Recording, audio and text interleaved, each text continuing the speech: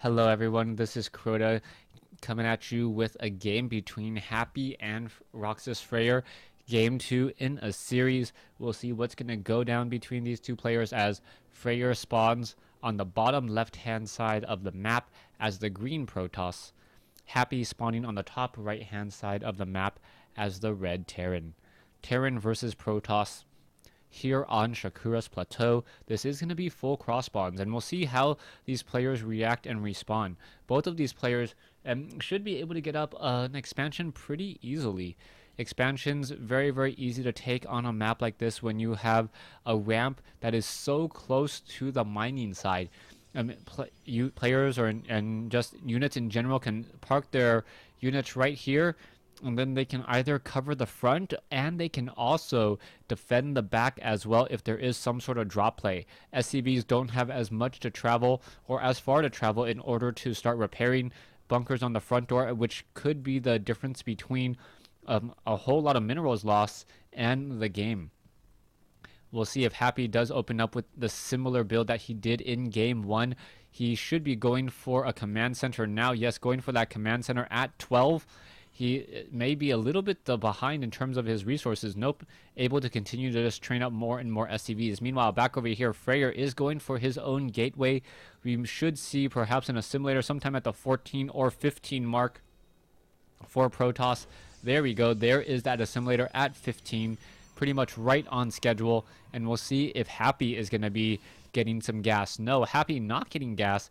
And perhaps we will see Happy look to expand in just a second. So there should be an expansion now down over here in just a little bit of time. Barracks about to be completed. We should have an upgrade to an orbital command as both players, or at least one of the players, Happy, now starting to scout. 17 over 19 supply, 18 over 26 supply. Cybernetics core now coming in. We are now also going into a second gas by Fraer. So Fraer with the second gas could either continue up the tech tree, perhaps try to utilize void rays, or he could go for a sentry expand. Both options are very common against a Terran player, and I can't tell you what the strategy will be in the long run until they get further down there. Currently only one probe on gas over here, and it looks like there's only 3 over here, so perhaps Fraer doesn't really need that much gas. Nope, finally pulling off another probe. He should be able to pull off one more probe in just a second, as now the SCV attempting to run away. The Zealot won't be able to catch back up. Bunker on the front door now being established. Happy does have some Marines, and now more and more Marines could be added. We are going into a gas now. So Happy looking to go into gas before he established his barracks. That is a little bit of a curious move, but perhaps a response to Fraer's faster assimilator. So it looks like Fraer wants to get up that tech tree. He does not yet have a nexus down over here. It looks like he will be establishing that in just a second. There we go. Nexus now. Wait, there we go. Nexus now being warped in, as we are going to be going into a command center already up over here. More Marines need to be added. That front door ramp is going to be very difficult to take, though, especially if supply depots are added. We are going to have the command center now upgrading to an orbital command, so 2 base orbital command versus, what is this, 2 base Protoss. Fraer has a current supply advantage, 34 over 34, harvester count 26 compared to 22, but Happy has an operating command center already at his natural expansion, which will be an orbital command, training up more SCVs and also benefiting from mules. We are currently running on 3 barracks, a second refinery finally coming into play. The tech lab was a little bit earlier since that gas was established a bit earlier, as we are now going into concussive shells and marauders. Marines just holding themselves behind the bunker here. We'll see what's going to happen next, as Happy moving out with 1 SCV quickly comes across a stalker, and that stalker basically says, nope, you cannot get any more scouting out in this game. Supply 38 compared to 42. Happy really taking charge and taking the lead now, as Happy has 3 production buildings to Fraer's 1 gate expand into a robotics facility. Interestingly enough, we are also going into a Twilight Council, so Fraer may just be trying to use observers in order to blink up onto the high ground. Right over here would be a perfect location to blink from low ground to high ground. One stalker is trying to back away. It does see these marines and these marauders. The stalker just going to simply retreat and run back home, let those shields recharge, and perhaps turn this into a little bit more of a delayed game. 7 minutes into this game, the bunker currently has no marines here. Happy pushing out. Engineering bay about to be completed as we are now going into a third gas for Happy. Factory about 2/3 or 3/4 of the way completed. We should be seeing a starport and a reactor added there or close by in just a moment. And both sides really not looking to engage yet. Harvester count 36 compared to 38. No more chrono boosts on Fraer's units, which is comes to me as a bit of a surprise. Chrono boost onto the Nexus would allow for a lot more resources harvested, faster probe production, but then again we are also still training up 2 probes at a time. We are going into the robotics bay now. Observer is about to be completed, and this one probe trying to run across the center of the map quickly gets revealed and now backed away. So whether or not the marine at the Zelnaga tower spotted that one probe is beyond me. Observer sitting at the front door, and there is a missile turret nearby. The observer could just continue to wander around here as we are now getting a group of 3 stalkers to make a move over here at that Zelnaga tower. One observer off over here as well. Is it going to be enough? The stalker, or the marine trying to sneak around, it's not going to be able to get in. This one marine perhaps needs to run home. Is it going to be able to get back into play? I don't believe so, but we do have blink already. So, revealing that he had blink, that was a little bit of a mistake. The units are already going to run all the way back up, and Fraer accidentally reveals that he has blink. One missile turret looks like it will get taken down. The Marauders and the Marines are in proper position. One Marauder is going to be able to back off in time as Fraer now charging after that factory. That factory taking a lot of damage. That factory pretty much has nowhere to run as more and more stalkers are going to just get underneath it and be able to shoot it down. Happy now down to 500 hit points, 300 some odd hit points on that factory. It will get destroyed there. A little bit of a loss, but the tech has already been researched in the form of this starport.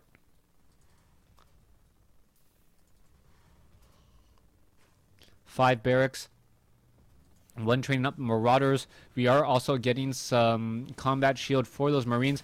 Stalker is going to try to just simply walk up the ramp and destroy the bunker. Able to do just exactly that as the Marines and the Marauders still trying to give chase. Stalkers once again blinking away. Able to get away ever so barely.